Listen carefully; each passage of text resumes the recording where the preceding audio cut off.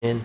할렐루야. 아멘. 할렐루야. 아멘. 아멘. 우리 옆에 있는 분들 앞뒤로 인사하겠습니다. 주님은 우리를 사랑하십니다. 인사합니다. 주님은 우리를 사랑하십니다. 주님은 우리를 사랑하십니다. 아멘. 주님이 우리를 사랑하십니다. 그 사랑 안에 사는 저와 여러분들이 오늘 주님 안에서 말씀을 인해 크게 은혜를 받고 복을 누리는 귀한 시간 될 줄로 믿습니다. 로마 시대 때 지중해 국제 무역 도시의 중심지가 폼페이라고 하는 그런 곳이 있었습니다. 근데 이 도시가 이제 서기 79년 8월 24일에 베수비오 화산이라고 하는 그 화산이 폭발을 해요.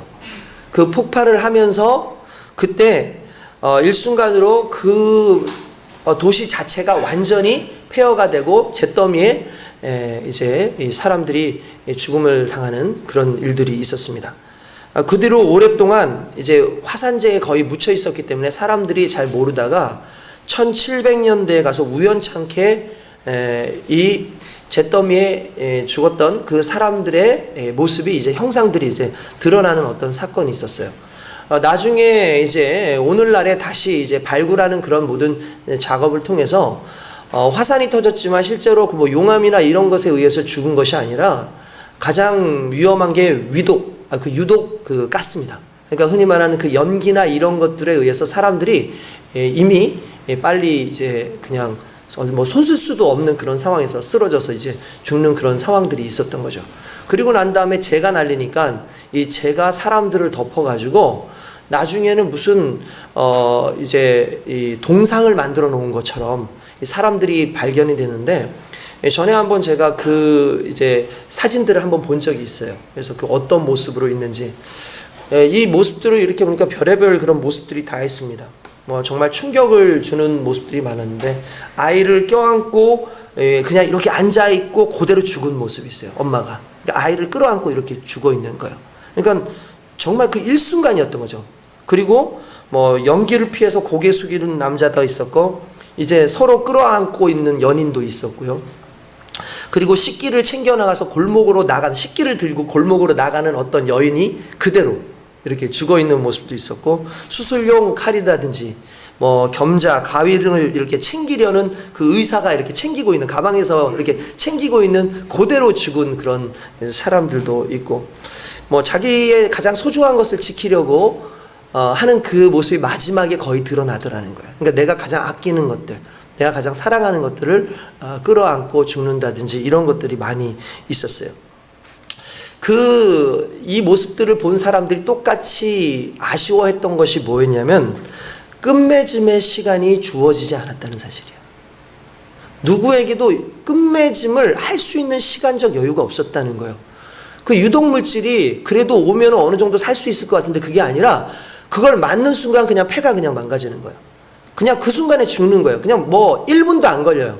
그 화산에서 터져 나오는 그 유독물질에 의해서 진짜 몇 초, 그냥 길게 있어도 몇 분 안에 사람들이 그냥 그 자리에서 꼬꾸라져서 잡고 있고, 그냥 도망도 못 가고 그 자리에서 죽어 있는 게, 화산재에 이렇게 덮여져 있는 게 발견이 되는 그런 상황이 있었다는 거죠.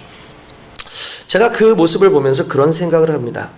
우리의 인생도 어느 날 마지막을 생각하지 못하고 준비하지 못한 채 갈 수도 있겠다라는 생각을 했어요.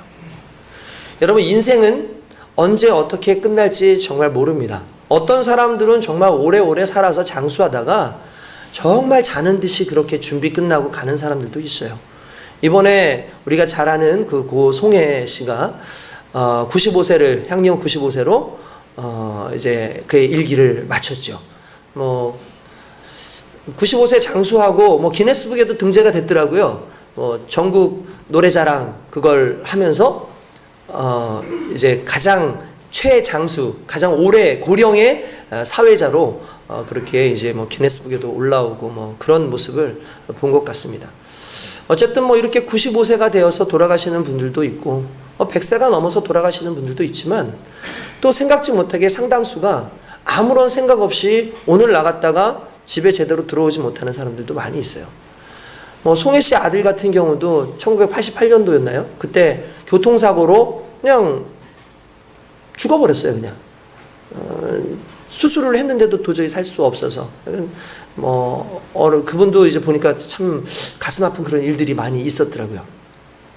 제가 다시 말씀드리지만 사람은요 자신의 인생을요 언제 죽을 것이다, 언제가 마지막이다라고 그렇게 보장하고 살 수 있는 게 아니에요.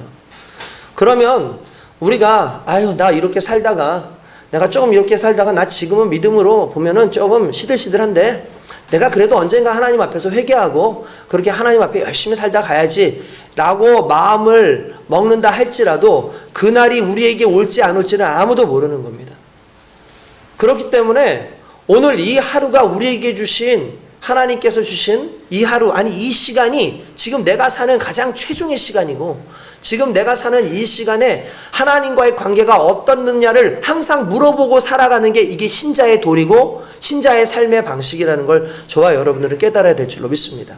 특별히 오늘날 우리는 말세를 살아간다라고 그렇게 생각이 되어집니다. 여러 가지를 생각을 해도 정말 말세 같다라는 생각이 많이 들어요.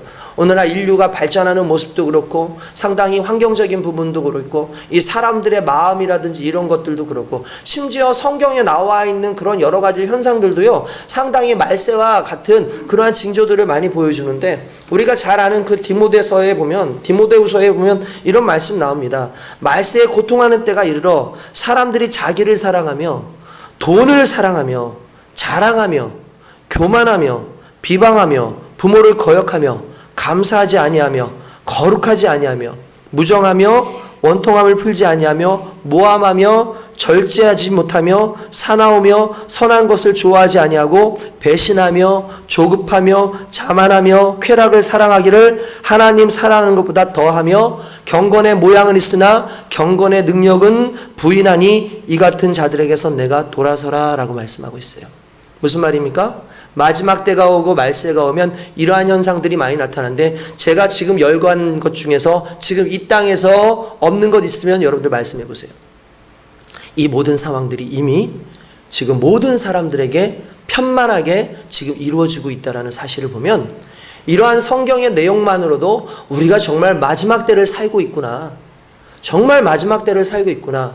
과거에만 해도 나라를 위해서 국가를 위해서 공동의 이익을 위해서 애쓰던 그런 시기에서 오늘날은 너무나 자연스럽게 자신의 이익과 내가 좋아하는 대로 내가 하는 대로 냅두지 왜 사회가 자꾸 나를 건드리고 왜 교회가 자꾸 나에 대해서 건드리고 자꾸 관리하려고 하느냐.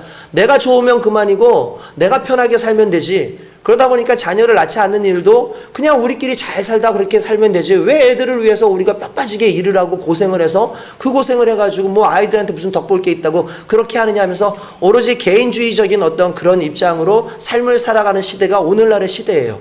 그러다 보니까 이러한 시대 속에서 쾌락이 난무하고 또한 하나님 보시기에 좋지 아니하는 그런 모든 것들이 너무 편만하게 있는데 그것이 세상 사람들만의 이야기가 아니라 오늘 이 세상을 살아가고 있는 우리에게도 지금 나타나고 있다는 사실이 실은 우리를 두렵게 하고 있다는 걸 저는 저 스스로에게서 발견할 수 있습니다. 특별히 오늘 제가 어떤 상황 속에서 잠깐 말씀을 좀 묵상을 하다가 이 디모데후서 이 말씀에 묵상했던 그 부분이 어떤 거였냐면 3절이었어요.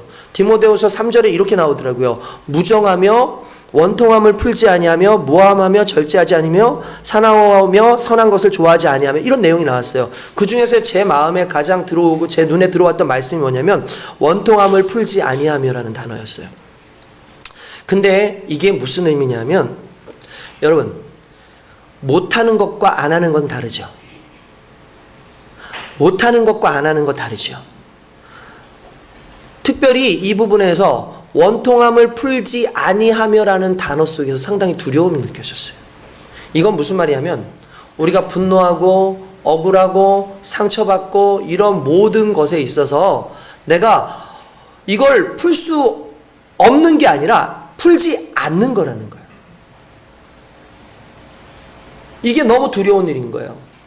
저도 제 삶을 한번 뒤돌아봤어요. 제가 보니까 제가 억울한 게 너무 많더라고요. 한 몇 년 사이에 그런 게 있더라고요. 조합 문제로 인해서도 막 억울한 부분도 있었고 또 형사 고소와 관련돼서도 말도 안 되는 그런 억울한 일도 있었고 또 이제 변호사들과의 그 관계 속에서도 억울한 일이 있었고 또 굵직굵직하게 최근에 어떤 좀 배반을 당하고 좀 저에게 좀 어렵게 하는 그런 상황들도 있었고 여러 가지 상황들이 막 누적돼 있다 보니까 나는 나 나름대로 그 모든 것을 그래도 하나님의 은혜 가운데 풀었다고 생각을 했는데 보니까 어느 순간에 저한테 그것들이 쌓여져 있더라고요.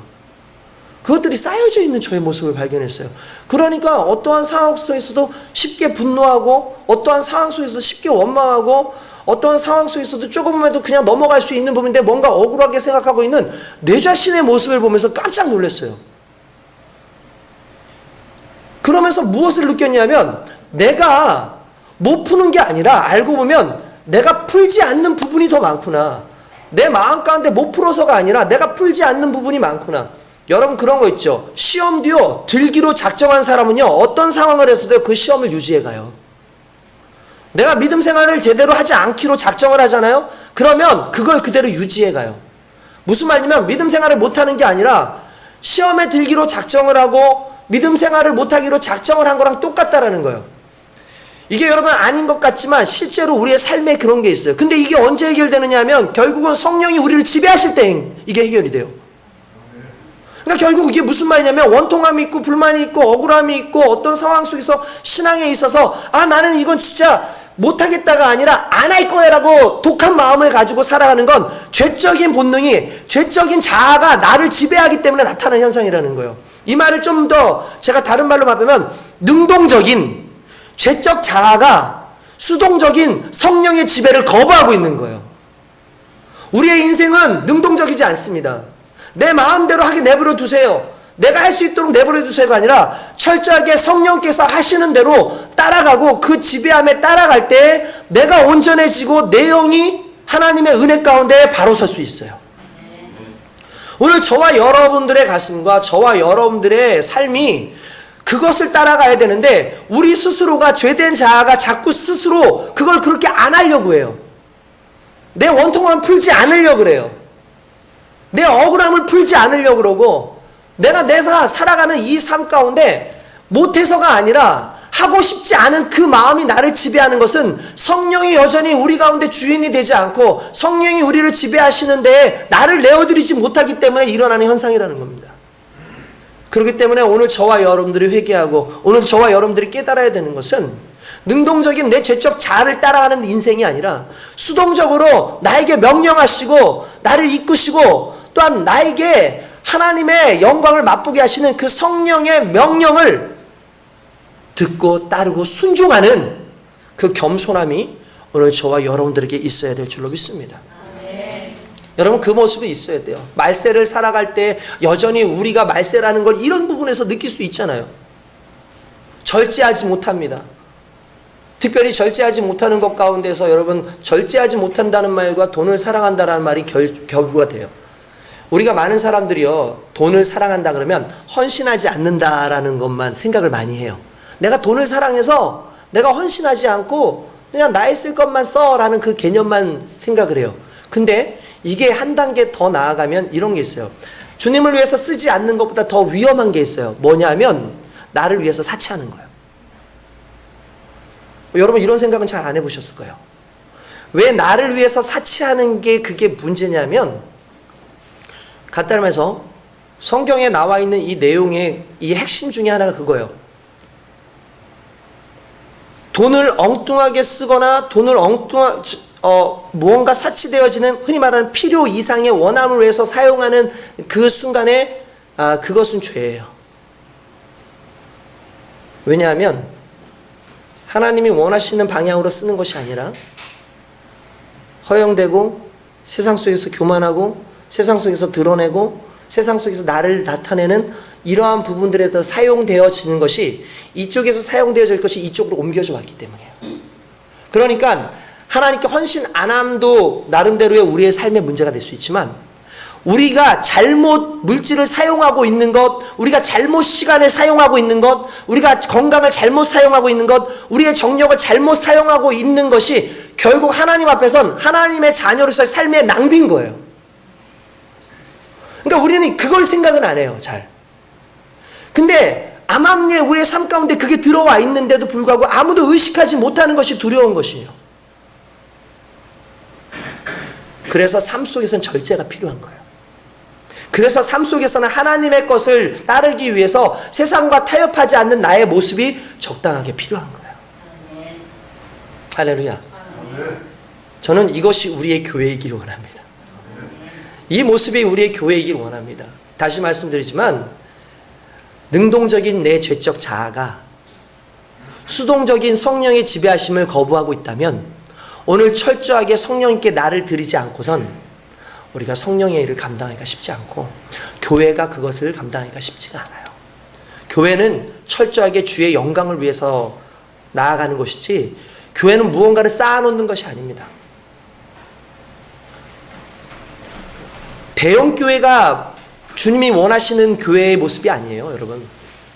교회가 커져가는 거, 이게 만약에 주님의 목적이었다면은 예루살렘 교회는 아마 계속해서 번창을 했을 겁니다. 근데 하나님께서 예루살렘 교회에 어떻게 하시는지 아십니까? 핍박을 주셨어요. 그리고 흩어지게 하셨어요. 그리고 뭐 하게 하셨는지 아십니까? 복음이 증거되게 하셨어요. 수많은 사람들에게. 이유는 간단합니다. 주님의 목적은, 교회를 세우신 목적은 교회를 넓혀가고 교회를 키워가서 교회의 재산을 많게 하고 교회의 어떠한 그런 능력을 사람들한테 보여줘가지고 야 이거 봐라 우리 교회 멋지지라는 걸 뽐내라고 한 게 아니라 큰 교회 지어가지고 사람들 앞에서 하나님을 자랑하고 예수님을 자랑하는 게 아니라 우리 교회를 자랑하게 하려는 목적이 아니라 주님께서 교회를 세우신 목적은 그 교회 안에서 복음이 살아나고 그 교회 안에서 복음이 증거되어지고 그 복음으로 말미암아 우리가 세상 속에서는 하나님의 영광을 나타내고 빛의 자녀로서 하나님의 은혜를 구하고 그들로 하여금 하나님 나라를 확장시켜가는 것이고 모였을 때는 이 예배와 교제를 통해서 우리 가운데 천국이 임하게 하는 거예요. 성령의 역사가 일어나게 하는 거예요. 그게 교회의 모습이고 초대교회가 그것을 지향하고 초대교회가 자꾸 모이기만 하고 교회가 커져가기만 하니까 하나님께서 핍박을 주셨어요. 스데반을 희생케 하시죠. 그러니까 사람들이 그 핍박 이후로 이곳저곳으로 가서 그때부터 아시아와 유럽의 복음이 증거가 되기 시작해서 오늘날 우리에게까지 온 거예요. 다시 말하지만 교회가 커지는 게 문제라는 게 아니에요. 본질이 그게 아니라는 거죠. 교회의 본질은 살아계신 하나님의 그 복음 안에 우리가 살아가는 것이고 그 복음의 놀라운 역사가 오늘 저와 여러분들에게 나타나는 것인 줄 믿습니다. 아멘. 여러분 믿으십니까? 아멘. 아멘. 그 은혜가 오늘 저와 여러분들에게 있습니다. 오늘 본문 말씀은요, 우리가 사도행전 5장 이 말씀은 이 5장 전체의 내용은 교회에 나타난 성령의 역사를 의미해요. 그리고 교회에 나타난 그 성령의 역사가 어떻게 성도들에게 자리 잡고 있는지를 잘 보여주는 그러한 아주 은혜로운 말씀입니다. 이런 일이 있었습니다. 사도들이 성령에 충만했어요. 와, 성령 충만하니까 밖에 나가서 복음을 증거할 때마다 역사가 일어나는 거예요. 그러니까 앉은뱅이가 벌떡벌떡 일어나기도 하고 심지어 기도를 할 때 사람들이 그냥 기도하면서 옆으로 지나치기만 해도 성령이 임해가지고 수많은 사람들이 막 구원을 받고 하나님의 은혜 가운데서 병이 치료되는 그런 역사가 막 일어나는 거죠. 막 복음이 막 증거가 되는데 이 성령의 역사를 정말 어떻게 막을 자가 없는 그런 상황들이 될 정도였습니다. 막 기적들도 일어나고 기사도 일어나요. 그런데 이걸 시기하던 사람들이 있었어요. 그 시기하던 사람들이 누구냐 하면은 바로 대제사장과 사두개파 사람들이었어요. 왜냐하면 당시에 종교적인 모든 실권을 잡고 있었던 사람이 누굽니까? 대제사장과 사두개파 사람들이었어요. 이 사람들은 자신이 제사를 드리고 또한 성전에서 물건을 팔고 이러면서 이득을 얻기 시작했는데 어느 날 모인 사람들이 성전에 와서 예배를 드리기보다는 오히려 예수 믿는 사람들을 따라다니면서 그들의 교회로 가서 예배를 드리는 모습을 보니까 배가 아픈 거예요. 그래서 성경에 보면 그들이 시기하여라고 나와요. 하나님의 놀라운 역사가 일어나고 기적이 일어나는 걸 보면서도 시기하는 거예요. 그러니까 그들을 붙잡아 놓고는 이 예수님을 증거하는 그 제자들을 붙잡아 놓고 그들을 어떻게 했냐면은 감옥에 가둬놨어요. 때리고 감옥에 가둬놓습니다. 그러니까 밖에 있는 성도들이 그들을 위해서 기도하지 않겠습니까? 엄청나게 기도했어요. 그리고 안에 있는 이들은 찬양합니다. 하나님 앞에 영광을 돌립니다. 갑자기 옥문이 열리는 거예요. 하나님의 천사들이 이들을 쑥 빼가지고 갑자기 거리 광장으로 나가게 하신 다음에 뭐라면 너희는 계속해서 복음을 증거하라 라고 말씀하시는 거예요. 할렐루야. 놀라운 역사가 일어난 겁니다. 사람들이 그런 또 막 모여가지고 그들의 말씀을 듣고 기적을 체험하고 막 교인들이 늘어나고 있으니까 이 대제사장이 야 어제 가둬놓던 그놈들 어딨어? 데려와봐. 그러는데 가보니까 없습니다. 아니 어디 갔는데 없다 그래? 이미 저쪽에 광장에 가서 또 복음을 증거하고 있네요 라고 그렇게 이야기를 합니다. 그러니까 이 사람들이 와가지고 또 잡아와가지고 이야기를 하는 거예요. 누가 그 복음 자꾸 전하라 그랬어? 누가 그런 일을 하라 그랬어? 너희 그렇게 하지 마. 우리가 분명히 하지 말라고 명했는데 왜 자꾸 예수의 복음을 증거하는 거야? 너희들 지금 예수의 복음을 증거하고 하는 일은 우리가 작당을 해서 예수를 십자가에 달려 죽였으니 그걸 다 우리한테 돌리려고 지금 이런 짓 하는 건 아니냐? 하면서 그렇게 얘기를 하는 거예요. 그러니까 그때 베드로가 한마디 하죠. 너 잘 생각해봐라. 하나님께서 우리를 이 일을 시키셨고 하나님께서 예수 그리스도를 살리셔서 부활한 가운데 그걸 증거하게 하셨는데 우리가 너희들 말 듣는 게 옳으냐 하나님 말씀 듣는 게 옳으냐? 너희가 아무리 우리를 방해한다 할지라도 우리는 하나님의 말씀을 듣고 행하리라 라고 그렇게 이야기하고 열심히 복음을 증거하는 그 상황이 나옵니다. 그랬더니 이제 이 사람들이 막 크게 분노했어요. 그래서 어떻게 하면 좋을까? 그래서 아주 모든 사람들한테 이렇게 인정받는 한 사람이 있었는데 그 사람이 누구냐면 가말리엘이라고 하는 사람이 있었습니다. 이 가말리엘은 유명하죠. 특별히 가말리엘 하면 생각나는 사람이 한 사람 있어야 돼요. 누굴까요? 바울이에요. 사도 바울. 왜 사도 바울이 유명하냐면 가말리엘의 문화생이었어요. 그러니까 자기 지도 교수인 거야. 간단하게 말하면. 그러니까 너무나 율법학자로서 그 당시에 이스라엘 사람들 유대인들에게는 너무나 큰 사람이었던 거예요. 그래서 이 가말리엘이 말하는 것은 너무나 지혜롭고 또 그 사람은 성경의 해석을 너무나 잘하기 때문에 사람들이 다 존경을 하고 심지어 이 바울은 가말리엘 문화생이었으니까 말 그대로 오늘날 치면은 뭐 하버드 대학교 거기에 아주 석자 교수인데 거기에 아주 수석 제자가 흔히 말하는 바울이고 이런 걸 정도로 이게 대단한 사람이 가말리엘이라고 하는 사람이었어요. 사람들이 가서 이 가말리엘 이 율법 교사에게 가서 이렇게 물어봅니다. 우리가 어떻게 하면 좋겠습니까? 이 사람들은 어떻게 했으면 좋겠습니까? 라고 하니까 그 사람이 확실히 지혜로운 말을 해요. 뭐라고 얘기하냐면 그들을 그냥 내버려둬라. 사람들이 놀라는 거죠. 아니 그 사람들을 내비두면 어떡합니까? 이 절대로 그렇게 하면 안 됩니다 라고 했더니 갑자기 이런 얘기를 해요. 아니 내 말을 잘 들어봐. 이전에 드다라는 사람이 있었는데 이 드다라는 사람이 한 400명 정도 되는 사람을 이끌고 가서 뭔가 막 작당 모의를 하고 자기가 메시아인 척 막 이렇게 했었는데 그 사람이 죽고 나니까 모든 사람이 사라지지 않았냐. 실제로 그런 일이 있었어요. 드다라고 하는 사람이 있었습니다. 그 드다라고 하는 사람들이 이스라엘 백성들 앞에 나가서 자기가 메시아다, 하나님께서 보내신 선지자다 라고 하고 심지어는 내가 물을 가를 수 있다 라는 그런 식으로 얘기하고 사람들을 막 꼬드겨 가지고 그들을 막 자기 편으로 만들었어요. 그리고 나서 정치적인 왕이 되기 위해서 막 이렇게 봉기를 하려고 하던 중에 그 당시에 그 로마의 총독이었던 사람이 이건 도저히 봐줄 수가 없다 그래가지고 드다를 사형을 시킵니다. 그리고 목을 잘라가지고 이스라엘 광장에다 내달았더니 거기에 모였었던 모든 사람들이 다 도망을 갔어요. 그 이후에 갈릴리의 유다라고 하는 사람도 있었는데 그 사람도 똑같은 그런 식으로 봉기를 하고 있는데 그 사람도 망하고 나니까 따르던 사람들이 다 사라진 거예요. 그러니까 이렇게 얘기해요. 야, 이런 사건들이 있지 않았냐? 그런데 너희가 한 가지 알아야 되는 건 만약에 이 무리들이 흔히 말하는 기독교인들, 예수를 믿는다고 하는 사람들이 만약에 사람으로부터 시작된 사람들이라면 분명히 사라질 거다.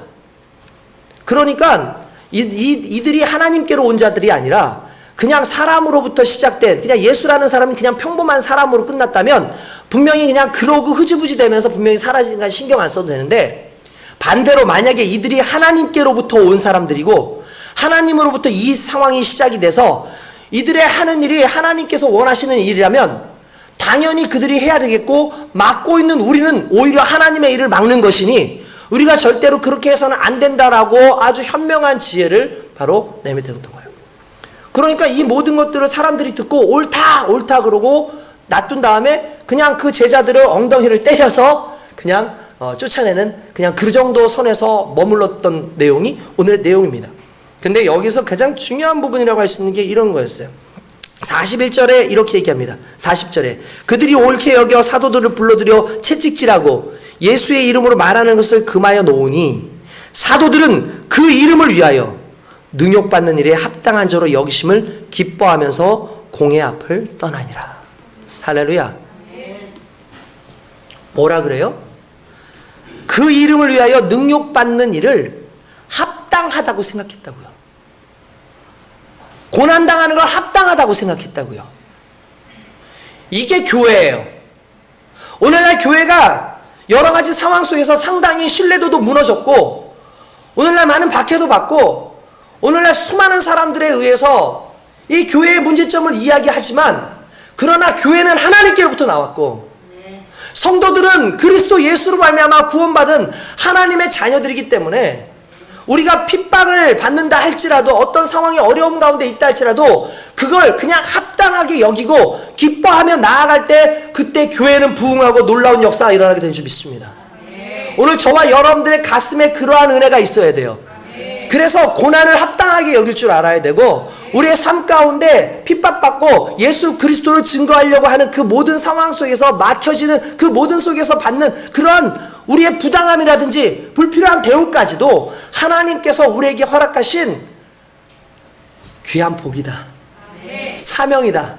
그것을 믿고 감당하시길 주님의 이름으로 축원드립니다. 42절에 이렇게 나옵니다. 그들이 날마다 성전에 있든지 집에 있든지 예수는 그리스도라 가르치기와 전도하기를 그치지 아니하니라. 할렐루야. 어떤 역사가 일어났을까? 부흥의 역사가 일어나는 것이죠. 집에서도, 아니 여러분 생각해 보십시오. 집이면 우리 집 아닙니까? 성전은 이해가 돼요. 사람들이 모이는 곳이니까. 내 집에서도 복음을 증거하는 거예요. 내 집에서도 그리스도를 찬양합니다. 그리고 집으로 사람들을 초대해요. 식사를 대접해요. 그리고 얘기하는 겁니다. 예수는 그리스도십니다. 우리가 그분을 통해서 구원을 받습니다. 내 인생은 그분을 통해서 성령으로 인해서 변화됐습니다라는 걸 보여줌으로 말미암아 모든 사람들이 예수를 믿고, 이 예루살렘의 전체가 거의 예수를 믿고, 심지어는 제사장의 무리들까지도 그 도에 복종하니라라는 말씀이 나와요. 이야, 이건 너무 놀라운 일이죠. 어떨 때 성령이 함께 하시고, 어떨 때 내가 받는 부당함이, 내가 받는 이 핍박이 주의 사역을 위해서, 그 이름을 위해서는 합당한 것이다라는 믿음이 생길 때에, 그걸 기뻐할 수 있을 때에 그 모든 것이 가능해지는 겁니다. 오늘 저와 여러분들이 그러한 마음으로 주님을 섬기고 그 정신으로 달려갈 수 있길 주님의 이름으로 축원드립니다. 할렐루야. 그렇게 되면서 교회가 유지되는 거예요. 그러면서 교회가 성장하는 거예요. 그러니까 초대교회가 성장할 수밖에 없었던 이유는 그 정신이 있었기 때문이에요. 나는 어쨌든 그리스도의 복음을 증거하면서 내 목숨도 아까워하지 않겠다라는 그 정신 하나가 끊임없이 이 모든 것들을 이어가게 하고, 그 정신은 결국 성령께 지배당하는 내 인생을 인정할 때 가능해진다는 거죠. 여러분, 성령이 여러분들을 사용하시길 원하십니까? 이러한 모든 삶 가운데 여러분들 사용하시길 원하십니까? 그러면 먼저 성령님께 여러분들을 들으십시오. 저는 가끔 그런 생각해요. 주여 저를 사용하여 주시옵소서. 주님 저를 사용하여 주시옵소서. 근데 문제는 성령께 나를 들으지도 않으면서 사용해달래요. 주님, 내가 하나님 앞에서 좋지 않은 이러한 모든 상황들을 좀 내려놓기를 원합니다. 하나님 앞에 온전히 나아가기 원합니다. 그럼 먼저 내려놓으라고요. 하나님 앞에 영광 돌리기 원합니다. 그러면 영광 돌리기 위해서 나를 먼저 드려야 돼요. 나를 드린다는 건 어떤 건지 아십니까? 내 목숨까지도 주님 것입니다. 내 결과까지도 주님 것입니다. 내가 하는 모든 것들이 주님 것입니다라는 걸 인정하고 내려놓는 그 상황을 내려놓는 거라는 거예요. 오늘 저와 여러분들이 그렇게 하지 않으면 여러분, 저희가 교회의 부흥, 아니 여러분들의 심령의 부흥을 일으킬 수 없어요. 철저하게 여러분들이 낮아지고 내려놓는 그 순간에 놀라운 부흥의 역사가 일어나게끔 되어 있습니다. 아멘. 할렐루야. 아멘. 우리는 교회를 위해서 무엇을 할까 노력하지만 우리가 교회잖아요. 우린 먼저 교회가 되어야죠. 하나님께서 우리를 교회로 부르시지 않았습니까? 그러면 우리 삶에서 교회가 나타나야 돼요. 교회에 있어서 가장 중요한 두 가지, 교회의 그 사역의 가장 중요한 두 가지가 뭐였냐면 예배와 교제였어요. 여러분, 일단은 교회는요, 예배 공동체입니다. 할렐루야. 오늘 이렇게 예배를 드리기 위해서 온 저와 여러분들에게 먼저 교회로서 하나님께서 복을 주시고 은혜를 주신 줄 믿습니다. 옆에 있는 분들 이렇게 합시다. 당신과 나는 교회입니다. 시작. 당신과 나는 교회입니다. 당신과 나는 교회입니다. 할렐루야. 맞습니다. 저와 여러분들이 교회입니다. 그걸 믿으시죠? 아멘. 저와 여러분들이 교회입니다. 교회는 예배와 교제가 있어요. 그래서 예배 안에서 하나님을 만나고 예배 안에서 하나님의 은혜를 경험하고 난 다음에 반드시 예배가 예배되고 교회가 교회되기 위해서 진행되어지는 것이 코이노니아라 그래서 교제였어요. 이게 중요했어요. 오늘날 왜 코로나가 위험할까? 왜 오늘날 영상 예배를 드는 것이 우리의 삶 가운데 신앙에 문제가 생기냐면 다른 게 아니라 교제가 흐려지는 거예요. 교제가. 오늘날 무교회주의자들도 많습니다. 그래서 가나안 성도라 그러죠. 여러분 생각나시죠? 가나안 성도. 그게 무슨 의미인지 알죠? 가나안을 거꾸로 하면 안 나가 성도예요.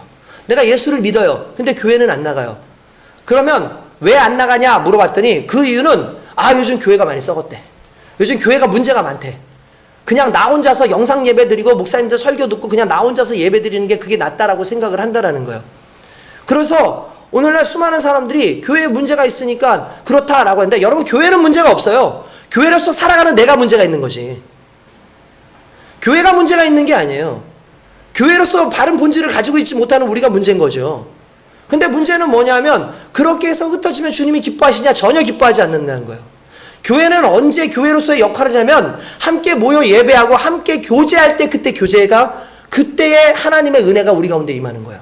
초대교회는 하는 게 뭐였냐면 예배하고 교제하고 교제하고 흩어지면 전도하고였어요. 근데 오늘날 이 교제라고 하는 부분이 너무나 흐려진 거죠. 여러분 교제가 필요해요. 왜 교제가 필요한지 아십니까? 교제 안에는 중보가 있어요. 중보는 뭔지 아십니까? 한 성도 한 성도를 사랑하는 거예요. 한 성도 한 성도에게 그리스도의 마음을 가지고 다가가는 게 교제의 모습이에요. 그렇기 때문에 교제가 필요합니다. 영상 딱 예배 드리고 됐어 우리 이거는 교회로서의 삶의 모습이 아닌 거예요. 저는 교회가 회복이 되려면 예배의 회복과 교제의 회복이 반드시 일어난다고 믿습니다. 여러분 이 교제의 회복, 이 예배의 회복을 저와 여러분들이 해나가야 돼요. 여러분들의 마음의 심령에 그리스도의 마음을 가져야 되고 저와 여러분들의 마음 가운데 나를 지배하시는 분이 성령이라는 걸 믿고 나아가고 그분 앞에 나를 완전히 내려놓는 그 순간에 있을 때 교제가 일어날 수 있는데 왜 교제를 싫어하냐면 교제를 하다 보면 섬김이 있어야 되거든요. 섬김은 반드시 희생이 있어야 되거든요. 내가 이 교제 안에서 내 감정이나 또는 내 마음이나 내 물질이나 또는 여러 가지 상황에 대해서 희생하고 싶지 않은 게 오늘날 우리의 현실이에요. 그러나 하나님께서 원하시는 교제에는 코이노네아 플러스 디아코니아는 건 섬김입니다. 섬김이 반드시 포함되어져 있는 것이기 때문에 교제가 싫은 거예요. 이 사람을 만나려니까 별로 불편해. 내가 이 사람을 섬기려니까 별로 섬기지 않아도 될 것 같아. 오늘날 교제가 자꾸 흐려지는 이유는 교제를 하지 않아도 다른 것 속에서 충분히 하나님의 은혜를 느낄 수 있을 거라고 생각하지만 오늘 이렇게 우리 예수 흔적교회를 만들어주시고 여러분들을 불러주신 이유는 단지 모여서 예배 드리고 가는 게 목적이 아니라 예배를 드리고 교제하고 서로를 중보하고 하나님께서 주신 사명에 감당할 수 있는 힘들을 공급하기 위해서 교제하게 하신 거예요. 그래서 직분들도 세워주시는 겁니다. 여러분 하나님께서 여러분들에게 직분자로 세워주시고 여러분들을 하나님께서 사용하지 않습니까? 그때 놀라운 역사가 일어나는 거예요. 많은 사람들이 그래요. 난 평신도니까. 나는 평신도가. 여러분 그렇지 않습니다. 예수를 믿고 예수의 제자라고 내가 그렇게 정체성을 가지고 있는 그 순간 나는 하나님의 일꾼인 겁니다. 나는 그리스도의 일꾼인 겁니다. 그게 꼭 장로기 때문에 그게 꼭 목사기 때문에 권사기 때문에 집사기 때문에 권찰이기 때문에가 아니라 내가 하나님의 자녀로 하나님의 예수 그리스도의 제자라고 내가 스스로 인정하는 그 순간부터 이미 우리는 교회에 대한 모든 책임감을 가지고 있어야 되는 거예요. 교회 부흥에 대한 책임감뿐만 아니라 죽어가는 많은 영혼들에 대한 사명에 대한 부담감까지도 실은 내가 가지고 있어야 되는 거예요. 그리고 그것이 잘 진행되어질 때 놀라운 역사가 일어나는 거죠. 이 다음에 6장 말씀에 보면 그런 내용들이 나옵니다. 제자들이 더 많아졌는데 헬라파 가부가 있고 히브리파 가부가 있었어요. 헬라파 가부는 뭐냐면 그리스 지역 이쪽에서 살고 있는데 유대인인데 그 그리스 지역에 살고 있었던 사람들이 이쪽으로 넘어와서 예수를 믿게 된 거예요. 그리고 히브리파 사람들은 아예 예루살렘에 원래 살고 있었던 그 예수 믿는 사람들인데 그들 중에서 과부들이 많이 있었어요. 그러니까 교회는 고아와 객가 그리고 과부를 섬기는 데에 11조나 또는 어떤 헌금이나 이런 것들을 많이 활용하잖아요. 그래서 구제하는 일에 많이 썼어요. 근데 문제는 뭐냐면 히브리파 사람들이 구제를 할 때는 히브리파 사람들한테 많이 주고, 헬라파 사람들이 구제하는 데에는 헬라파 가부들한테 많이 주는 거. 근데 아무래도 거기가 예루살렘이니까 히브리파 사람들이 더 많았을 거 아니에요. 그러니까 항상 헬라파 사람들이 뭔가 받으러 이렇게 나중에 오면은 아유 다 끝났습니다, 다음에 드릴게요, 이런 식으로 나오니까 막 문제가 자꾸 생기는 거예요. 그래서 이걸 누구한테 가서 송사를 하겠습니까? 사도들한테 가서 송사를 하는 거죠. 사도들한테 가서 이거 지금 이러면 안 됩니다, 이거 사도들께서 좀 해결 좀 해주십시오 라고 하는데, 이미 몇천 명이 되는 그 성도들이 모여있는 그 상황에서 이걸 하려니까 안 되는, 그래서 모여가지고 기도를 하고 서로 얘기하기를, 우리가 말씀을 증거하고 기도하는데 우리가 모든 일을 쏟아야 되는데, 이러한 문제를 놓고 우리가 거기에다 우리의 힘을 쏟는 것은 옳은 것이 아니다. 그래서 성령이 충만한 사람, 기도하고 말씀 충만한 사람 7을 세워가지고 그것을 감당하게 해서 7명의 집사가 처음으로 생겼고, 그게 집사에 생긴 이유입니다. 그 다음에 어떻게 됐을까요? 집사들과 목회자가 협력해서 자신들의 맡은 사역을 감당하고 기도하고 성령에 충만하고 났더니 6장에 보니까 뭐라고 되어 있냐면 6절에 7절에 보니까 이렇게 나와요. 사도들 앞에서 세우니 사도들이 기도하고 그들에게 안수하니라. 하나님의 말씀이 정정 왕성하여 예루살렘에 있는 제자의 수가 더 심히 많아지고 허다한 제사장의 무리도 이 도에 복종하니라. 할렐루야. 부흥이 일어난 거예요. 놀라운 역사가 일어났어요. 자기들을 대적하는 이들까지도 예수를 믿는 놀라운 역사가 일어난 거예요. 제가 왜 이야기를 하는 줄 아십니까? 우리 안에서 먼저 변화가 일어나야 된다는 거예요. 우리 안에서 우리가 직분을 가지고 있다, 하나님의 영광을 가지고 살아간다라고 얘기하는 순간 우리를 대적하고 우리를 핍박하고 우리에 대해서 좋지 않았던 모든 인식들을 심지어 그들까지도 그리스도께로 인도할 수 있는 능력이 성령 안에서 나타난다는 거죠. 그렇기 때문에 목회자나 성도들이나 성령 안에 충만해서 각자에게 맡겨진 그 직분과 사역에 애쓰고 노력하는 그 모습이 교회에 총체적으로 나타나야 되는데, 그 총체적인 나타남이 예배와 교제 속에서 강력하게 나타나고 있다고요. 오늘 저와 여러분들이 그러한 은혜가 있기를 원합니다. 자꾸 목사님 또는 어떤 일정한 사람들이 잘할 수 있을 것처럼 얘기하지 마세요. 안 되는 교회들의 특징 아시죠? 안 되는 교회들의 특징은 이렇게 그냥 운동장에 있으면 목사님하고 또 일반 몇몇 직분자들이 여기 나와 있어요. 그러면 이제 모든 성도들이 박수를 쳐줍니다. 와! 목사님 화이팅! 집사님 화이팅! 권사님 화이팅! 사모님 화이팅! 야, 우리 청년회장 화이팅! 잘한다! 잘한다! 남들은 다 응원하고 있고요. 일은요, 그 사람들이에요. 안 되는 교회의 특징이에요. 응원에 있는 게 아니라 응원하는 사람들이 내려와서 뛰어야죠. 응원하고 있는 성도들이 내려와서 뛰고, 목회자는 그 사람들한테 바른 길을 인도해주고 해야 될 길을 가르쳐주고, 지금 우리 교회에 있는 직분자들은 그 사람들을 이끌어 가기 위해서 맨 앞에서 정말 나를 따르라 하고 달려갈 수 있는 그러한 소대장의 역할을 해주든지 이런 역할들을 해줘야 되는데, 어느 순간 교회가 목사님들이 뛰고 남들이 뛰고 자기들은 그냥 응원하고 있고, 야 잘했어, 아유 목사님 잘하시네, 사모님 잘하시네, 아유 권사님 잘하시네, 아유 청년회장 부회장 무슨 누구 직분자들 잘하네, 안수 집사님 잘, 이런 식으로 되면 결코 교회가 아름답지 못하고 부흥할 수가 없는 거예요. 내가 이 안에 들어와서 뛰는 하나님의 사역자라는 의식이 있어야 됩니다. 그러지 않으면 교회는 부흥하지 않고, 아니 내 신앙이 절대로 자랄 수가 없어요. 어느 순간부터 과거에는 목회자들이 일을 많이 했었는데, 그래도 감사하게 집사님들이 열심히 일을 하기 시작하더니 최근에는 우리 청년들이 열심히 일을 하기 시작을 하고 그래요.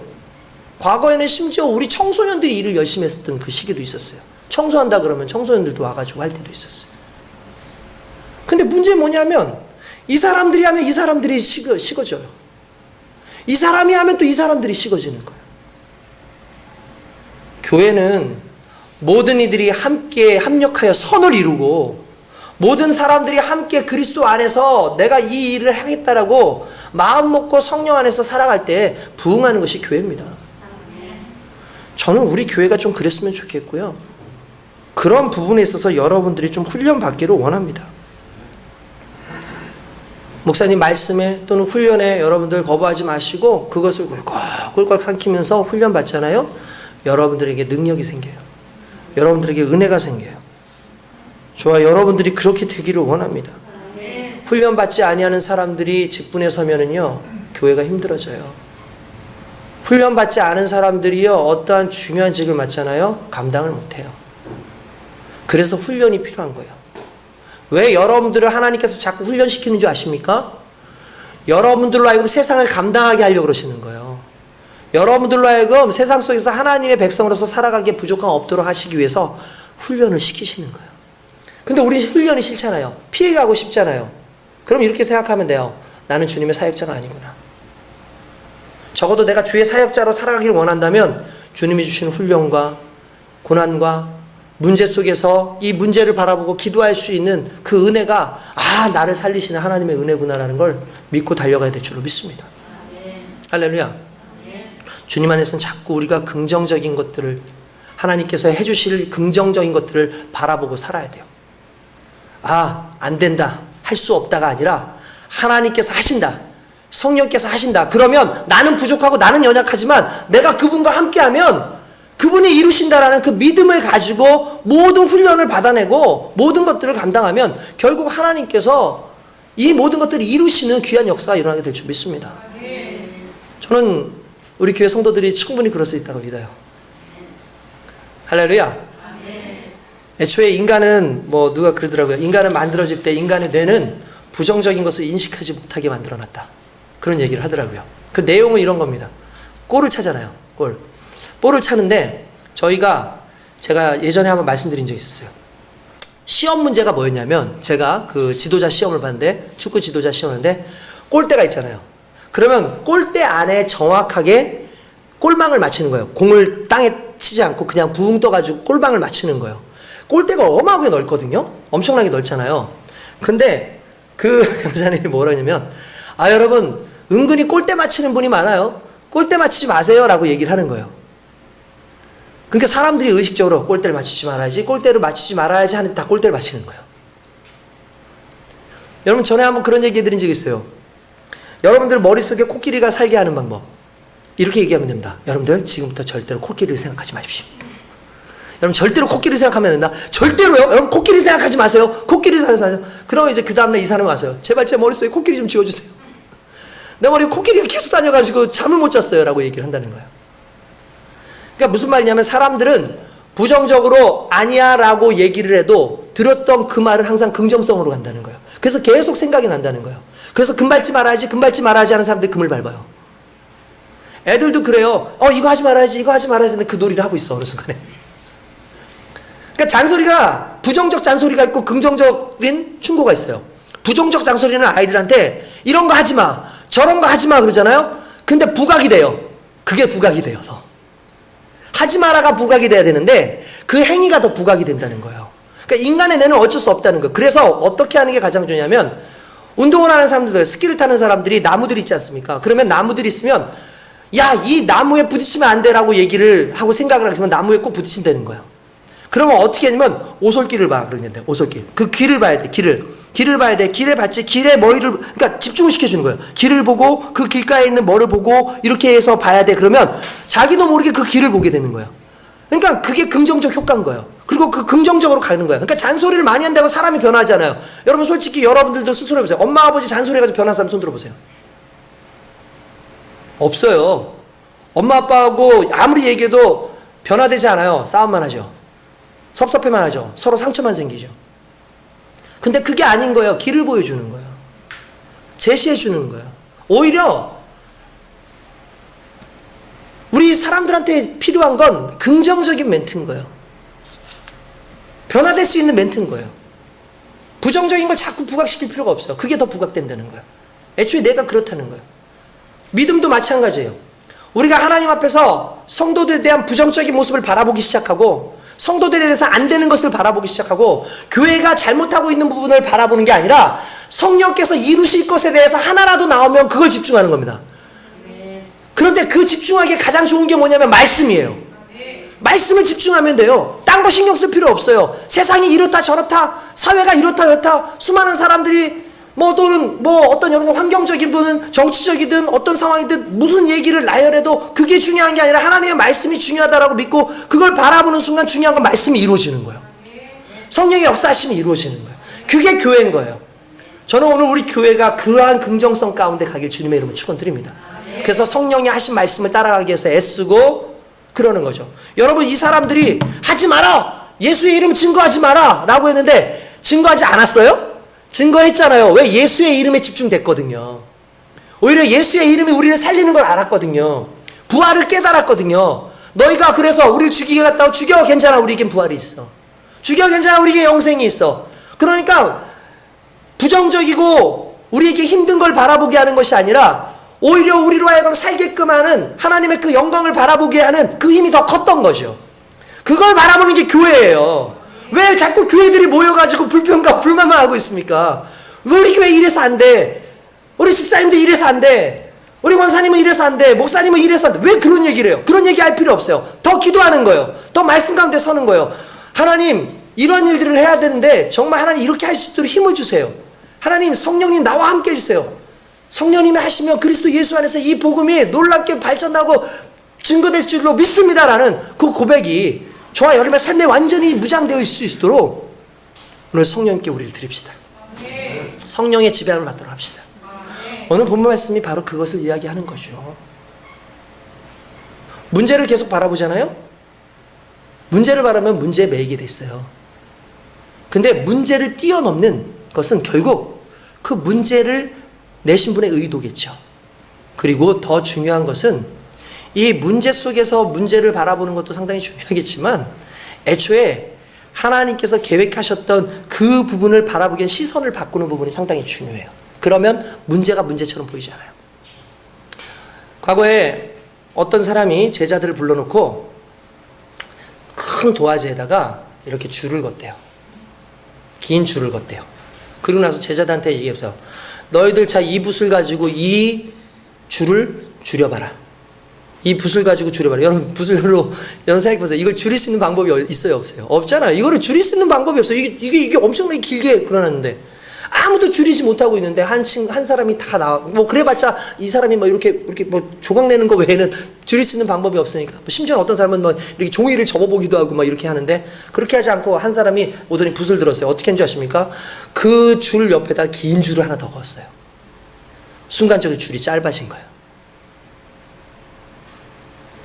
긴 줄 하나를 겨누니까 이 줄은 짧아져 버렸어요. 우리 세상 가운데 고난이나 환경 속의 어려움들, 문제들이 있잖아요. 우리를 힘들게 하는 것들이 있잖아요. 그게 커 보이죠. 하나님의 은혜를 더 크게 그리라고요. 주의 영광을 더 크게 그리라고요. 부정적인 역사가 아니라 긍정적인 역사가 우리 가운데 더 있다는 걸 더 크게 그리라고요. 그러면 그것이 우리에게 기쁨이 됩니다. 할렐루야. 오늘 저와 여러분들 그 기쁨 안에 있기를 원합니다. 그 기쁨 안에서 우리 교회가 부흥하는 놀라운 역사가 있기를 원합니다. 결국 이 사도행전 속에 나오는 이 말씀의 의미가 무엇이겠습니까? 성령께 우리의 인생을 맡기고 그리스도의 복음 안에서 살아가는 모든 자들에게 바라볼 그 영광스러움, 그것을 위해서 너희가 철저하게 내려놓으면 죽음도 두렵지 않고, 너희가 철저하게 내려면 너희의 손에 나는 것도 두렵지 않고, 이 말세를 살아가는 우리에게 있어서 주어지는 수많은 유혹도 결국은 이 모든 것을 이길 수 있는 하나님의 은혜로 말미암아 능히 감당하게 되느니라 라는 말씀인 거예요. 할렐루야. 조건이 있어요. 하나님께로부터 났다면. 오늘 저와 여러분들은 그리스도 예수로 말미암아 하나님께로부터 난 자인 줄 믿습니다. 그 하나님의 영광을 위해서 살아가는 귀한 백성 되시길 주님의 이름으로 축원드립니다. 기도하겠습니다.